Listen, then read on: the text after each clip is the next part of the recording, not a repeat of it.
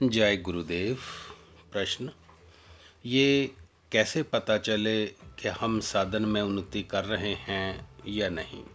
साधन तो मैं नित्य प्रति करता हूँ, किंतु मन में अपनी उन्नति की प्रति आशंका बनी रहती है। कृपया उसका निवारण करें। गुरु महाराज, क्रियाओं का तीव्र, मंद अथवा मध्यम होना आध्यात्मिक दृष्टि से साधन में उन्नति का आधार या मापदंड नहीं है। क्रियाओं का संकेत मात्र ये है कि शक्ति हमारे चित्त में जागृत होकर कार्यशीला हो गई है। उससे जो अनुभूतियां होती हैं वे साधन की निरंतरता के लक्षण तो हैं, किंतु उन्नति के नहीं। यदि किसी समय चित्त में रजोगुण की अधिकता होती है तो तीव्र आवेश आ जाता है।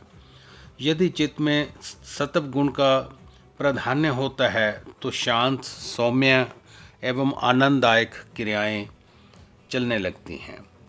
यदि चित्त में तमोगुण का प्रभाव बढ़ जाता है तो साधक या तो सो जाता है अथवा क्रोध वेश में आ जाता है अथवा काम, लोभ, मोह इत्यादि के भाव उमड़ने लगते हैं।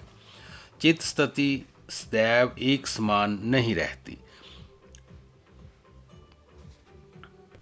गुण भी निमो उच्च होते रहते हैं, जिसमें कभी सौम्य, कभी तीव्र, कभी मध्यम अथवा मंद क्रियाएं होती हैं। किंतु साधक ने कितनी उन्नति की है वे इस बात पर आधारित है कि उसकी चित्त स्थिति का कहाँ तक परिष्कार हुआ है।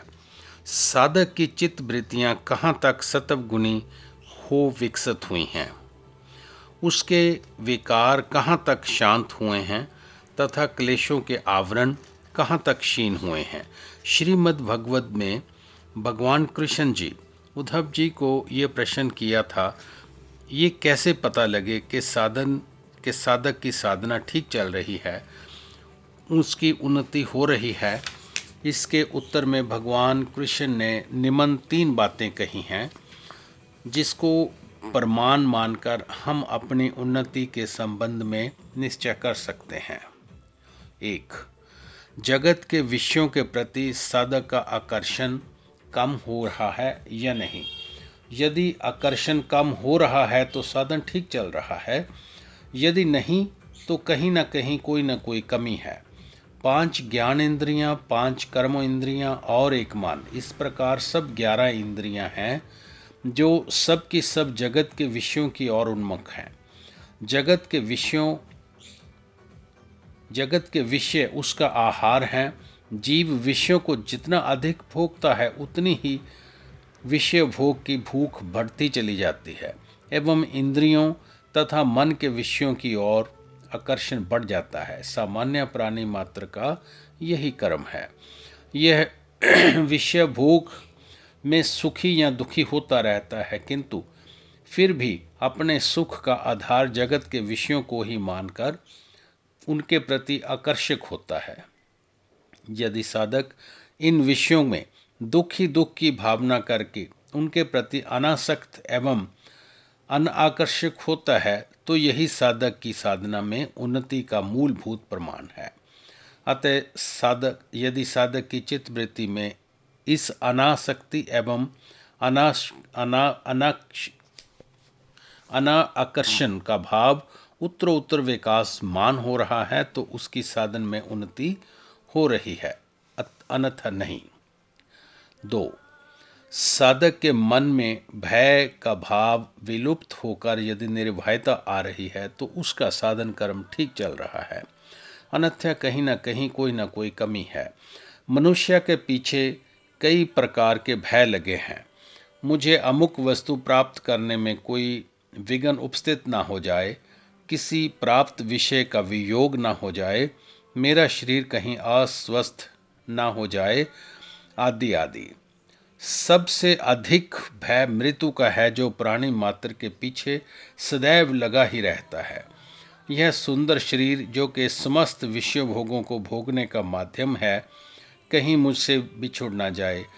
इस प्रकार समस्त प्राणी भय के आवेश में ही विमोहित होते चले जा रहे हैं।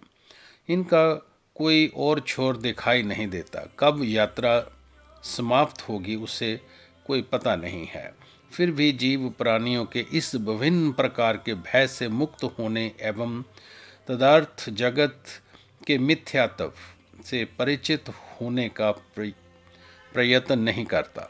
अतः यही निर्भयता विकसित हो रही है तो साधक का साधन ठीक चल रहा है, ऐसा मानना प्रमाण है। 3. यदि साधक में ईश्वर के प्रति समर्पण का भाव बढ़ रहा है तो साधन ठीक चल रहा है, यह विश्वास किया जाना चाहिए। समर्पण का भाव नहीं बढ़ रहा है तो यथावत स्थिर है तो साधक के साधन में कहीं न कहीं कोई न कोई कमी अवश्य है।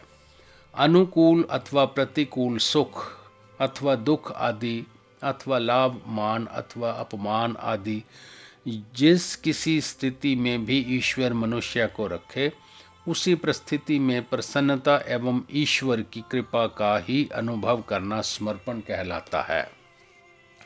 प्रत्येक मनुष्य सुख, यश, मनोअनुकूल परिस्थितियां एवं सम्मान चाहता है। वह यदि तनिक भी इसके विपरीत दुख का अनुभव करता है और सुख प्राप्ति के लिए छटपटाता है, सारा संसार सुख प्राप्ति की दौड़ में ही संलग्न है। किंतु ये आश्चर्य ही है कि प्राणी को सुख की लालसा में दुख ही भोगने पड़ते हैं।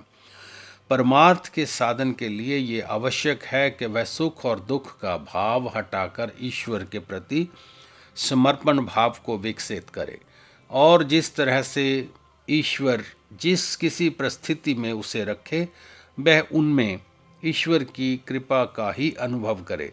दुख और सुख से अतीत अवस्था प्राप्त करने के 3 उपाय हैं। 1. साधक अपने अंतर में इस प्रकार की भावना विकसित करे कि जो भी सुख अथवा दुख उसे प्राप्त होते हैं, उसे प्रारब्ध कर्मों के अधीन ही उसे भोगने पड़ रहे हैं। जगत के प्राणी, पदार्थ, वस्तुएं, परिस्थितियां इत्यादि उसे सुख अथवा दुख भोग में केवल निमित्त बने हैं। जो कुछ उसे प्राप्त होता है वह अपने किए हुए कर्मों के वशीभूत होकर ही प्राप्त होता है। जब मैंने किया है तो उसका फल भी मुझे भोगने के लिए तैयार रहना चाहिए। ये सुख दुख से अतीत होने का प्रथम उपाय है।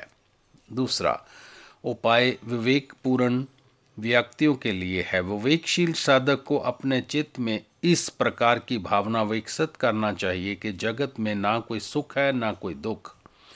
सुख और दुख की कल्पना केवल मेरा अविवेक है। इस अविवेक के कारण ही मैं कहीं सुख की कल्पना कर लेता हूँ और कहीं दुख की। वास्तव में इस जगत में ना कोई सुख है ना कोई दुख, ना हानि ना लाभ, ना मान है ना अपमान, ना यश है और ना अपयश, तथा ना कोई अनुकूलता है और ना ही कोई प्रतिकूलता। मनुष्य अविवेक के कारण ही ऐसी कल्पना करके जगत में सुखी और दुखी होता रहता है। अतः साधक को इस प्रकार का विवेक योग कि बुद्धि की शुद्ध अवस्था में ही संभव है जागृत करने का प्रयत्न करना चाहिए, ताकि ये सुख दुख जो कि वास्तव में माया का खेल मात्र है, अपने चित्त से दूर रख सके एवं चित्त को सदैव एक रस एवं संतुलित बनाए रख सके। तीसरा उपाय भगत साधकों के लिए है। वैसे तो समर्पण का भाव सब साधकों के लिए परम आवश्यक होता है, किंतु विशेषकर भक्ति केवल समर्पण भाव के ऊपर ही आधारित है। जिस साधक में ईश्वर के प्रति समर्पण का भाव विकसित नहीं होता, वह चाहे और कुछ भी हो, भगत कदापि नहीं हो सकता। भगत साधक को अपने चित्त में इस प्रकार का भाव विकसित करने का प्रयत्न करना चाहिए कि ईश्वर उसे जिस भी परिस्थिति में रखें, उसमें ईश्वर की कृपा एवं साधक का कल्याण ही निहित है। 4. जब साधक के समक्ष उसके मनो अनुकूल परिस्थितियां उपस्थित होती हैं तो उसे ऐसा विचार करना चाहिए कि मुझ में कोई योग्यता नहीं, कोई पुरुषार्थ नहीं, किंतु फिर भी ईश्वर ने मेरे मनो अनुकूल परिस्थितियां उपलब्ध कर दी हैं। ईश्वर कितने दयालु हैं। और जब कभी साधक के समक्ष मनोअनुकूल परिस्थितियां विलीन होकर प्रतिकूल परिस्थितियां प्रकट हो जाती हैं, तब साधक को ऐसी भावना करना चाहिए कि उन मनो अनुकूल परिस्थितियाँ में मेरा मोह हो गया था, मैं उसके प्रति आसक्त हो गया था।